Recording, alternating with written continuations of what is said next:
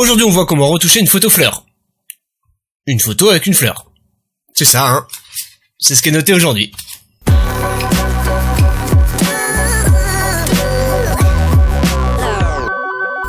Salut, c'est Alex pour La Retouche, j'espère que vous allez bien, en tout cas je vais super bien. Vous pouvez me retrouver sur le blog laretouchephoto.com pour retrouver plus de tutos sur de la retouche photo. On voit ensemble comment progresser et surtout se faire plaisir sur nos photos. Géraldine m'a fait tout simplement la demande à savoir s'il était possible de réaliser un tuto fleur. J'ai dit y a pas de souci. Du coup, est-ce que tu peux me faire parvenir des photos? Elle m'a fait parvenir des photos. Je vais être honnête avec vous, si vous voulez me faire parvenir justement des photos pour une demande particulière d'un tuto, y a pas de souci. Mais j'ai mes petites exigences et j'espère que vous les aurez aussi à la suite de cette vidéo. Dans un premier temps, travailler avec un format RAW, un format brut. Ensuite, avec une bonne résolution de au moins 300 dpi, si possible. Et après, au mieux, avec un profil colorimétrique ProPhoto. sRGB c'est bien aussi, mais ProPhoto c'est mieux. Du coup, bon voilà, j'ai pas trop eu ça dans les photos que Géraldine m'a fait parvenir. C'était un JPEG avec une résolution vers 240 dpi je crois. Je lui ai demandé tout simplement si elle pouvait me faire reparvenir d'autres photos. Bon, j'ai pas eu trop de réponses. Y a pas de souci, hein, c'est normal, chacun fait ses trucs. Mais voilà, il fallait que je sorte le tuto. Du coup, je suis allé chercher quelques petites photos dans ma banque d'images, enfin sur ma bibliothèque, sur mon disque dur, et voir justement ce que j'avais comme photo avec des fleurs. J'en prends pas souvent, du coup j'ai fait quelques petites recherches, je suis allé un petit peu plus loin dans mes dossiers, et je suis retourné en 2016, et j'ai sélectionné donc quelques photos. On va tout de suite basculer dans Lightroom pour voir justement celles qu'on peut sélectionner pour exporter dans Photoshop. On voit ça tout de suite. Allez, on commence par ouvrir Lightroom. Donc voici quelques photos que j'ai réalisées dans une serre. J'étais avec mon 1855 à l'époque. Bon, ça fait un petit moment déjà, c'était donc comme je vous le dis en 2016. Maintenant, avec le matos que j'ai, je l'aurais plutôt fait avec mon 50 mm 1.8. Donc, y a pas de souci, on va faire avec ce que l'on a, hein. Donc, du coup, première photo, avant de me lancer déjà, avant de faire n'importe quoi, je sélectionne mes photos, je me rends dans correction de l'objectif, et j'active le profil de correction. Et en plus, voilà, supprimer l'aberration chromatique. Je vérifie que l'option synchro automatique est engagée, et puis c'est bon. J'ai plus qu'à fermer, et vérifier que j'ai bien attribué ma correction de l'objectif sur toutes mes photos. Voilà, c'est réglé. Ok, on va pouvoir revenir sur la première photo.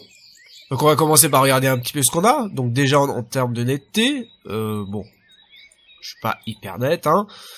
Ça pourrait passer. En revanche, ce qui me gêne un petit peu, c'est cette pétale. Voilà, j'ai pas la totalité de cette pétale. Donc au pire, si on sélectionne celle-ci, il faudra tout simplement recréer du contenu. Ah, peut-être celle-ci. Ouais, j'ai un petit peu plus de netteté, j'ai peut-être moins de contenu à recréer. Ensuite, celle-là elle est pas mal, mais bon, j'ai un petit reflet où je sais pas ce que c'est, si c'est un grillage ou... voilà, je sais plus trop. Bon, celle-ci elle est pas folle. Alors, celle-ci est pas mal aussi. Mais je suis flou, donc du coup ça va pas être possible. Celle-ci pourrait le faire. Bon, là aussi, je suis un petit peu... je mange un peu sur la pétale, c'est dommage. Peut-être celle-ci. Donc, celle-ci pourrait être sélectionnable.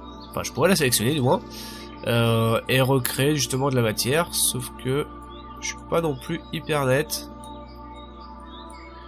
Bon, c'est pas grave. De toute manière, elle me plaisait pas trop. Il aurait fallu en plus que j'amorce un peu de vert aussi en arrière-plan pour, justement, faire bien ressortir la fleur. Bon, c'est pas grave, on va tout simplement sélectionner celle-ci qui me paraissait bien. Du coup, ce que je vais faire, je vais tout simplement vérifier mes petites informations avant l'export. Je me rends dans édition, préférences. Je suis au formatif en espace colorimétrique ProPhoto 16 bits 360 dpi et sans compression. C'est très bien, j'ai plus qu'à faire un clic droit, exporter, voilà. Je vérifie où j'enregistre mon fichier, voilà, sélectionner un dossier, c'est très bien. Ensuite, je renomme mon fichier, c'est déjà fait. Et je vérifie bien sûr mes informations. Formatif, ProPhoto, sans compression, 16 bits, 360 de résolution.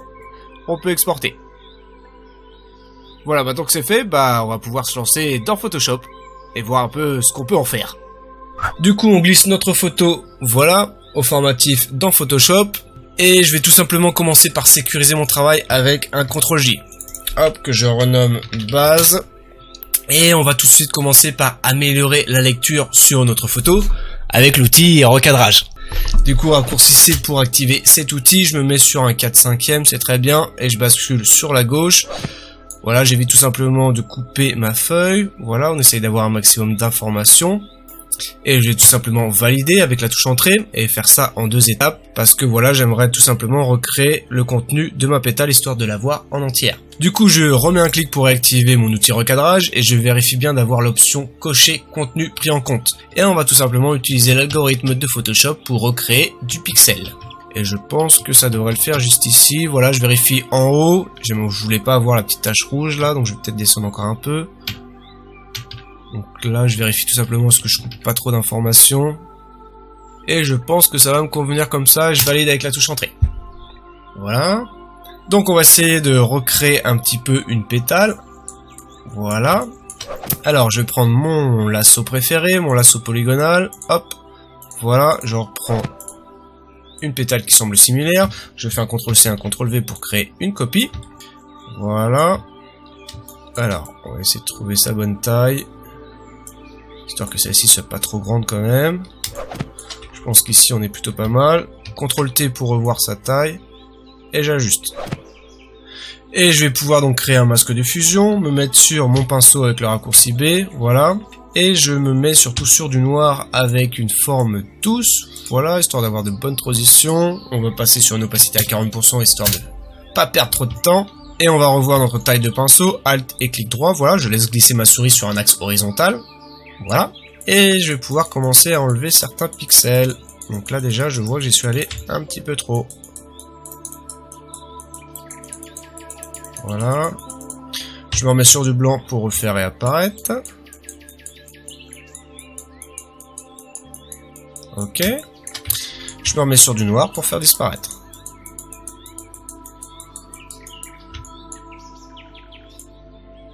Voilà. Là ça me convient. Et je me remets sur du blanc donc pour revoir ma bêtise. On va juste revoir la petite transition ici. Hop.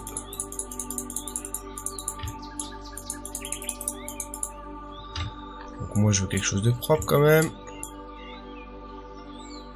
Voilà. On dézoome. On décolle surtout pour voir l'impact. Donc j'aime bien ce petit dégradé là, ce petit dégradé blanc. Ça répète un petit peu de l'autre côté, ça me gêne pas trop. Je vais peut-être à rigueur atténuer légèrement. Voilà. Me remettre sur du blanc. Ok. Ça me convient. Non, c'est pas très propre quand même là. Vous voyez que le bas de l'image là, ça c'est pas joli. Alors, on va prendre par contre le tampon cette fois-ci. Je me mets sur ma base, c'est mieux. Voilà. Peut-être revoir ma transition ici. En suivant la ligne. Voilà. Ça c'est pas tip top. Ok, ça me convient. Attends, non, ça me convient pas. Ici, là. Je vais enlever ça. Je vais peut-être essayer l'outil pièce. Hop. Voilà. On va essayer ça comme ça. Et j'ai envie de vous dire que ça me convient. J'ai peut-être une légère bande. Je vais prendre l'outil, voilà, densité plus. Hop. Je vais me mettre sur une exposition plutôt faible sur 10. Et assombrir légèrement. C'est peut-être un peu trop. On va se remettre sur 2%. Voilà. Et c'est réglé. C'est réglé, c'est pas réglé, on décoche. Allez, pour moi c'est réglé. Du coup, maintenant, ce qu'on va faire, c'est que je vais aplatir mon calque. CTRL E, voilà. Histoire d'avoir une bonne base et éviter de trop s'envahir de calque. Hein, on reste simple. Et on évite la pollution visuelle. Je vais quand même éviter que j'ai bien, voilà, enregistré correctement, parce que c'est quand même la 3e fois que j'enregistre ma vidéo. Entre une galère de son, une galère de capture vidéo, il y a toujours des merdes. Des galères, ouais, il y a toujours des galères, voilà. Alors, du coup, c'est bon, on va pouvoir passer à la suite, aux choses sérieuses, et on va basculer sur un objet dynamique pour aller sur Camera Raw. On va quand même essayer d'améliorer, de sublimer notre image. Surtout, on n'en reste pas là, ce serait bête. Alors, je me mets sur un clic droit, je fais convertir en objet dynamique, voilà, histoire de sécuriser mon travail, au cas où si je désire revenir sur mes précédents réglages, et je mets sur un dossier, voilà, que je renomme par habitude Work. Donc j'ai pas trop l'habitude de travailler sur une retouche photo fleur, je vais quand même essayer de me montrer créatif et original, faut quand même que ce soit aussi bénéfique pour moi, donc je vais tout simplement essayer de me challenger, et voir ce que je peux créer, hein. Voilà. Allez, on y retourne. Du coup, je me mets bien sûr mon calque base, voilà, je vais dans filtre, filtre caméra haut, ou majuscule, CTRL A pour ceux qui savent. Alors, là, dans un premier temps, j'ai pour habitude de commencer par ma balance des blancs, et j'ai pour habitude de rester en tel quel, parce que voilà, en mode auto, je suis souvent déçu. Par contre, ce que je fais, c'est que je compare quand même, tel quel et auto, et j'essaie de trouver un juste milieu, en fonction de mes goûts, et de mes préférences. Alors, on va revenir sur tel quel, et je pense que je vais tourner sur -10, même ça me paraît trop, on va se mettre à -5. Dans la teinte, je vais me mettre sur -2, je pense que c'est suffisant. On n'a pas trop un juste milieu, mais en tout cas, bon, je trouve un juste équilibre. Et on va pouvoir passer aux tonalités. Donc là aussi, on peut tester direct le mode auto, et honnêtement, on est souvent déçu. Donc du coup, ce que j'aime bien faire, c'est regarder quand même ce qu'il me propose, hein. Et voilà, mettre quand même les petits réglages. Donc en exposition, on est à -0,36, je trouve ça un peu beaucoup, je vais me mettre à -0,20. Dans les contrastes, là aussi je trouve ça un peu beaucoup, on va se mettre à -5. Donc on va essayer de redonner des informations dans les tons clairs, voilà. Donc ce que je regarde, c'est que j'ai quand même pas mal de petites informations, des cristaux, je sais pas trop ce que c'est, j'y connais rien. Du coup, dans les tons clairs, je vais me mettre plutôt sur une valeur à -30, faire un petit clic droit, taille écran. Ton foncé, donc récupérer des informations dans les zones trop contrastées, et je vais tourner là aussi sur 30. Dans les blancs, je fais Alt et clic gauche pour voir justement quand est-ce que j'aborde mes premiers blancs purs, et je réduis, voilà, jusqu'à temps de voir le premier pixel blanc. Voilà, -28, on va en rester là. Dans les noirs, pareil, Alt et clic gauche, voilà, et je regarde quand est-ce que j'aborde mes premiers noirs purs. Donc je cherche mon premier pixel noir, voilà, qui apparaît légèrement dans les jaunes ou dans les rouges, voilà. Et je pense qu'à 0, on est bien. Donc la clarté, en fait, on va accentuer les pixels noirs et les pixels blancs. On va donc retrouver une sensation de définition, de netteté, même si c'est pas vraiment la même chose. Je pense qu'il faut faire quand même un petit peu attention à ce réglage. Il peut vite apporter des petites cochonneries. Donc honnêtement, j'ai pas trop tendance à dépasser 30, mais plutôt à rester sur 20. Correction du voile, j'ai pour habitude de mettre +2. Et en vibrance, +15, c'est très bien. En revanche, je dévalorise la saturation. Voilà. Je préfère accentuer la vibrance que la saturation. Je préfère justement mettre en valeur les couleurs éteintes que que toutes les couleurs, hein. Voilà, donc du coup, la vibrance c'est plus léger. Pour le goût, je bascule maintenant dans la courbe des tonalités. Je me focalise sur la courbe de points. Je ne touche pas à la couche composite, la couche RVB, mais voilà, je vais plutôt me focaliser sur chacune des couches et commencer par la couche rouge. Alors, la couche rouge, on va tout simplement apporter plus de rouge dans les pixels foncés, sur une sortie à 2. Et enfin, voilà, dans les tons clairs, on va tout simplement apporter plus de cyan sur une sortie à 253. Très léger. On va faire la même chose dans les verts, sauf que là, je vais me focaliser sur l'entrée et apporter plus de magenta sur une valeur à 2. Et partir comme ceci en entrée dans les tons clairs avec plus de vert, sur une valeur à 253. Je vais faire la même chose dans les bleus, voilà, apporter plus de bleu dans les tons foncés avec une sortie à 2, et enfin en sortie, donc apporter plus de jaune dans les tons clairs avec une valeur à 253. Et je pense qu'on peut quand même se focaliser sur la courbe paramétrique, histoire d'avoir quand même plus de tons clairs. On va se mettre à 10 je pense, parce que 20 ça risque d'être un petit peu trop, ouais, donc 10. Du coup, moi je me mets à 5 ici, à -5 ici, et à -10 ici, voilà. J'ai quelques petits réglages comme ça, il faut que ce soit logique. D'ailleurs, on va s'en rendre compte un peu plus tard, vous allez voir, avec le TSL. Donc dans la netteté, moi j'ai pour habitude de mettre sur une valeur plutôt faible, enfin du moins je considère que c'est plutôt faible, par rapport à ce que je vois à gauche à droite. Du coup, je me mets plutôt sur une valeur à 15. Je dépasse aussi, là aussi, rarement 30. Je peux monter quand même à 25. Mais dans ce cas, voilà. Il faut quand même que je regarde ce qui se passe dans les tons foncés. On va dézoomer, clic droit, taille écran. Et en masquage, je fais Alt et clic gauche, voilà. Et je vais masquer tout simplement le détail dans dans le noir que vous voyez à l'écran. Du coup, je dépasse rarement 50, je reste entre 25 et 50. Allez, on va rester à 30. Et la réduction du bruit, ça fait pas longtemps que j'y touche. Je me mets tout simplement à 5. Je sais pas pourquoi tout le monde veut, enfin du moins une bonne partie de ce que je vois, essaye d'enlever le bruit. Moi, ça me plaît bien. Donc j'essaye tout simplement de le préserver, de l'optimiser, de le régler en fonction de mes goûts. Là aussi, c'est personnel, hein. Et puis voilà, je trouve tout simplement que ça apporte une petite touche cinématographique à notre photo. Voilà. Ensuite, on va pouvoir passer à la suite, à savoir le réglage TSL. Donc comme je vous ai dit, là aussi, il faut que j'ai des réglages plutôt précis, sinon je vais pas bien dormir ce soir. Et j'utilise une petite suite logique. Je ne sais pas si ça se vérifie. Vous allez tout simplement me dire ça dans les commentaires. Donc je vais vous expliquer. Dans les bleus, en ce moment, j'ai un délire comme ça où je suis plutôt bleu et orange.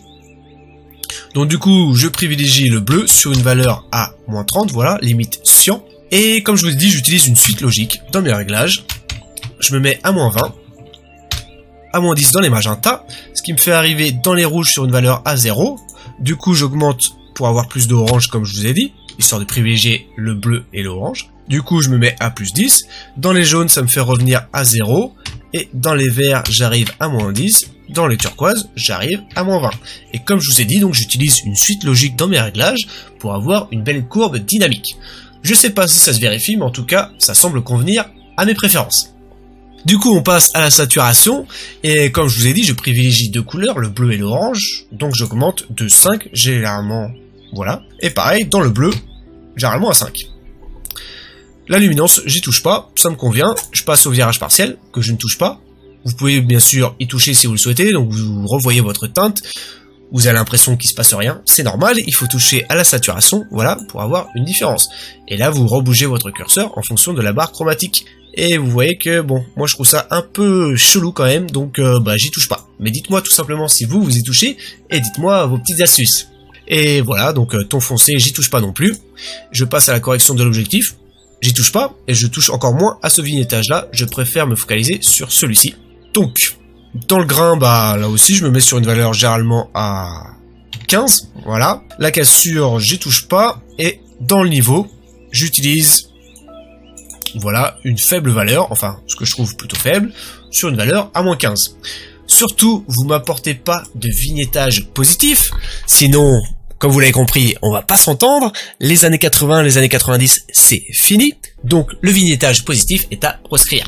Et bien sûr, vous évitez de vous emballer comme ceci, hein, je sais que ça peut apporter quand même un certain plus et mettre en avant votre sujet, mais là, c'est un petit peu trop.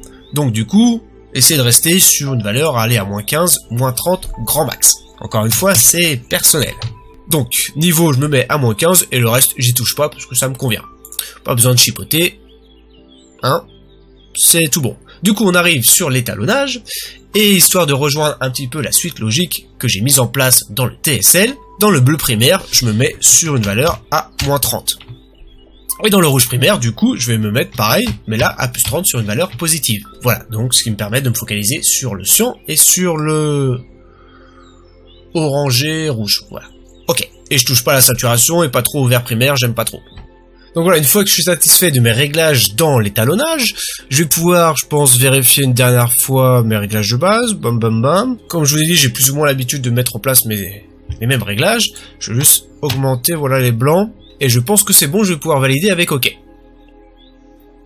Donc j'applique mes réglages de mon filtre caméra raw à mon objet dynamique, je pense que c'est bon.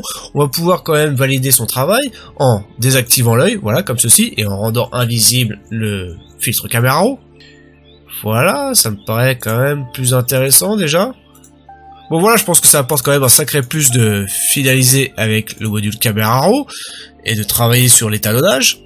Je trouve que j'ai des meilleures transitions dans les jaunes, orange, rouge, et dans le bleu là, vous voyez le bleu cyan là qui arrive, c'est super. Enfin moi je suis très fan de ça, c'est mon kiff en ce moment. Je sais pas pourquoi, mais ça fonctionne bien. Voilà, en tout cas en fonction de mon style et de mes goûts.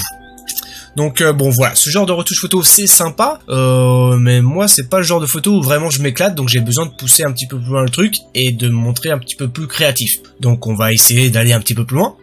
Alors on va peut-être se rendre dans la fenêtre de calque, voilà, et ajouter peut-être une courbe que je vais mettre en mode superposition et la faire disparaître, CTRL I, et voilà, je vais mettre tout simplement un petit dégradé de gauche à droite, plus ou moins de haut en bas. Ouais, ça me convient, je vais peut-être recommencer un petit peu. Donc c'est plus ou moins le même. Bon voilà, ça me va, je vais juste baisser par contre son opacité pour avoir moins d'impact, sur 70%, ça me paraît bien. J'aimerais bien peut-être le colorer un petit peu, donc je vais me mettre sur couleur unie.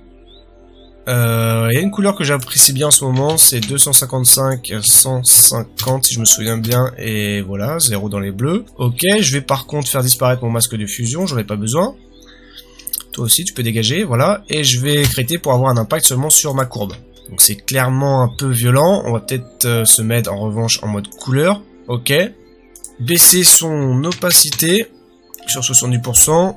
Donc là je suis sur une teinte orangée. Le truc que je me dis c'est que j'ai quand même pas mal de orange dans ma photo et que j'aimerais apporter plus d'impact à ce bleu cyan. Donc on va peut-être basculer sur du bleu cyan, voilà.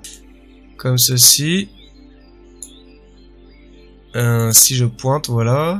Donc là j'utilise tout simplement ma pipette. C'est pas mal, je vais peut-être revoir ma luminosité sur 40. La saturation sur 40 aussi. Et peut-être me mettre à 220 dans la teinte. Ouais, ça me convient déjà un petit peu plus. Voilà, je vais peut-être le renommer, même si c'est pas très utile, c'est juste pour le kiff.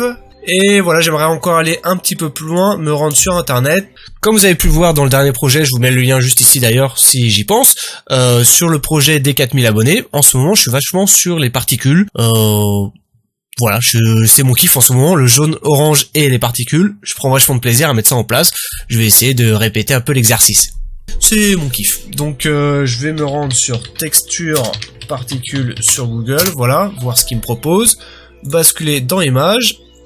Je vais aller peut-être dans Photoshop, faire image, taille de l'image, voir que je suis sur du 4000 pixels, 3000, ok. Je reviens dans Google et je vais aller dans exigence, taille. Et je vais me mettre en 4000. Celle-ci est quand même plutôt pas mal. Ah bah tiens, je suis en 4000. Allez, je vais sélectionner celle-ci. Je vais l'ouvrir dans un nouvel onglet, voilà. J'ai des petites taches rouges ici, mais bon, j'aime bien un petit peu les imperfections, moi. Donc ça va pas me déranger. Et comme je vais avoir un petit dégradé, vous allez voir, mais je pense que ça va pas se voir. Du coup, je fais un clic droit, enregistrer l'image sous. Voilà, je la mets dans mon dossier, histoire de bien la retrouver. Je réduis, je reviens dans Photoshop. J'ouvre mon dossier et je fais un glisser-déposer. Voilà. Avec Shift et Alt, voilà, j'agrandis.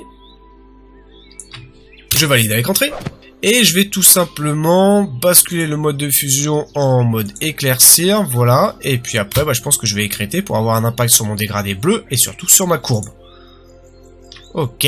C'est plutôt pas mal. Est-ce que je peux descendre juste ici, voilà. Voilà, déjà ça me convient un petit peu mieux. J'ai donc ma teinte bleutée sur mon calque particules. Et en revanche, je vais réduire son opacité. Donc là, je suis sur 80. Peut-être réduire par contre la saturation. Et basculer sur 20. Et c'est compliqué là, hein. Allez, 30. Histoire de garder quand même un petit peu de bleu. Ouais. Et si je augmente l'opacité, ça donne quoi? Ouais, ça me plaît déjà un peu plus. Il me faudrait quand même plus de cyan. Et on va descendre sur 200. C'est bien trop, on va se mettre à 210. Non, 215. Ouais, 215. Et puis voilà, donc du coup, bah, ce qu'on doit faire, c'est récupérer toutes les informations qui se trouvent sur notre filtre Camera Raw et les mettre donc sur nos nouveaux calques. Et comme on est un minimum astucieux, hein, un petit peu, on va pas se prendre la tête, on va tout simplement créer un nouveau calque dynamique et on va faire un glisser-déposer de notre filtre dynamique sur notre nouveau calque. Donc, ça c'était la théorie. Pour la pratique, ça va tout simplement faire un CTRL-J sur le calque base, voilà. Je fais disparaître mes filtres dynamiques, je pixelise mon calque, et je fais la touche Shift, je sélectionne tous mes calques, je fais CTRL-ALT-E, voilà. J'ai donc un calque fusionné, que je vais renommer Cam Raw, ou Final, peu importe. Clic droit, convertir en objet dynamique. Quand tu veux pépère. Je me dis que je suis quand même un petit peu fort, avec un petit peu de recul. Je suis un petit peu fort sur ma courbe, je pense que je vais la réduire à 60%. Du coup, je vais peut-être supprimer ça et recommencer. Voilà. que je vais renommer donc caméra raw. Clic droit, convertir en objet dynamique. Donc là, je peux supprimer mon calque base copie, j'en ai pas besoin. Et je fais donc comme convenu, à savoir un glisser-déposer de mon filtre caméra raw sur mon nouveau calque dynamique. Ok, c'est cool. Ça me convient, c'est déjà plus sympa. Ce que je vais faire, c'est que je vais glisser mon calque sur le haut de la pile, fermer mon dossier, décocher, voilà. Et surtout, je peux rendre invisible mon dossier work, voilà. Et désactiver donc pour voir l'ensemble de mon travail. On a un peu l'impression d'être sous l'eau, hein. Je sais pas. Bon, moi j'aime assez. Voilà, on va tout simplement changer d'affichage pour prendre un petit peu de recul. Bon voilà, je pense que c'est amplement suffisant. Ça me convient pour l'exercice du jour. Donc j'espère en tout cas que cette vidéo vous a plu et qu'elle vous aura donné des idées. Donc dans ce cas, pétez-moi la barre de like qui est juste en dessous de la vidéo et partagez-la avec les intéressés. Je vous invite bien sûr à revenir dans les commentaires pour nous dire si vous avez l'habitude de retoucher ce genre de photos. Et si vous avez des petites techniques, partagez-la dans les commentaires. On est quand même là pour progresser ensemble. Et si vous voulez aller un petit peu plus loin en retouche photo, je vous invite tout simplement à télécharger le guide juste ici pour se faire plaisir en retouche photo. C'est gratuit, c'est pour vous, c'est cadeau. Abonnez-vous à la chaîne si c'est pas déjà fait. On se retrouve la prochaine fois pour une nouvelle vidéo. Ciao! Et bonne retouche!